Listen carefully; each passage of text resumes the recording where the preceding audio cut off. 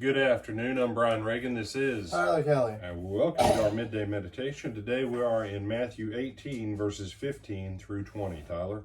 If another member of the church sins against you, go and point out the fault when the two of you are alone.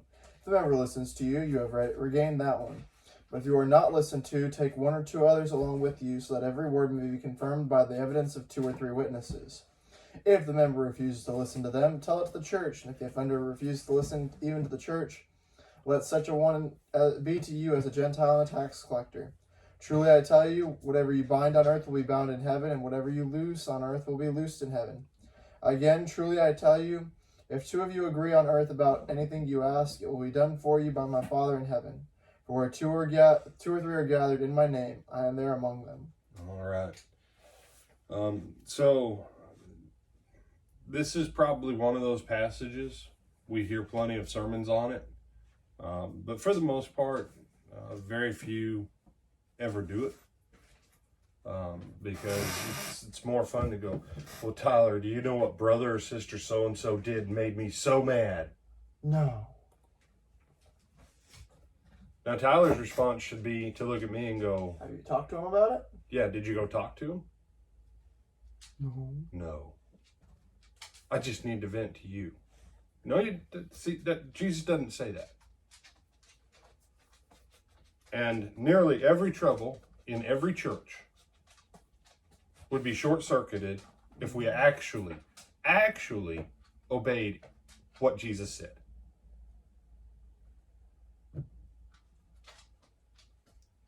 You know, someone will argue about what Jesus said and how we need to obey it on baptism when we get to this.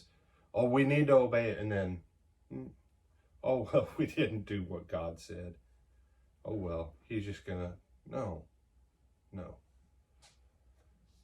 First of all, you go to him one-on-one alone. Now you say, well, what if it's between a man and a woman? Then fine, take your mother, take your husband. Whoever. Okay, for the sake of propriety. Okay. And that person's job is not to sit there and listen to your conversation. Their job is to still sit far enough away so that the only issue they have is they can see that there's no impropriety going on between you and the other person. They don't need to hear it. And the moment you tell someone, you've done ruined your case. You've spoiled it. Because now you're a gossip or a talebearer or. I mean, as we're going to work through Proverbs, we're going to come across a whole section that deals with people that tell trouble and trouble and trouble. No. The moment you start telling your trouble to someone else when you have a problem with a different person, and then they carry it to someone else, and then that person carries it to the next person, you say, but that first person was so wrong in what they did to the other brother or sister. Yeah, that might be. But you have now gone a direction so wrong yourself. Just, you say, well, they've still got to make it right. Yeah, but now you've got to undo sowing seeds of discord and gossip and. Then he says, but if they won't listen to you, then take 1 or 2. Again, you can't tell the 1 or 2 why they're going. The moment you do, you bias them and they're no longer a valid witness. What are they a witness of? 2 things. 1, they're there to witness what actually goes on in the conversation between y'all. Number 2, though, that 1 or 2, this goes over to 1 Corinthians 6 about Christians being able to judge matters between each other. Maybe I'm upset about something and I'm calling it sin, and the reason my brother is not listening to me is because he knows there wasn't an actual wrong.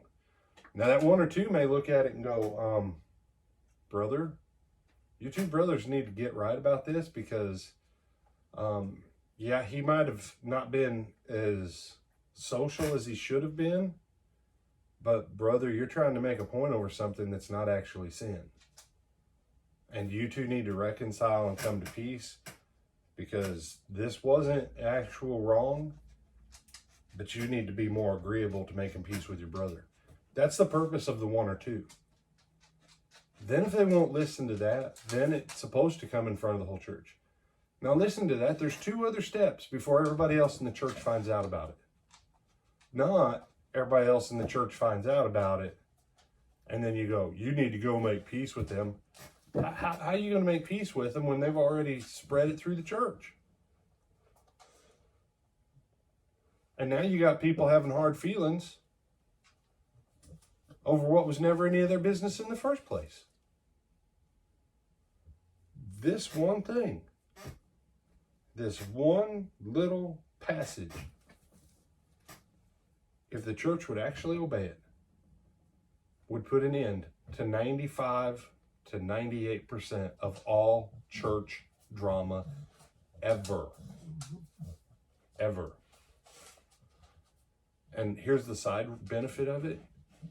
We would actually become better people in every area of our lives for it. You have any other thoughts on this one? No, sir. All right. With that, we want to welcome you.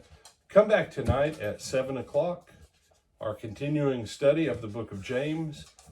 Brother Ronnie Keller is going to be out tonight recovering from some surgery, but we're still going to have a good class on the book of James. So I want to invite you to come back at 7 o'clock for that class. Brother Ronnie, Lord willing, should resume next Wednesday night. Until then, I'm Brian Reagan. This is Tyler Kelly. And we bid you good afternoon.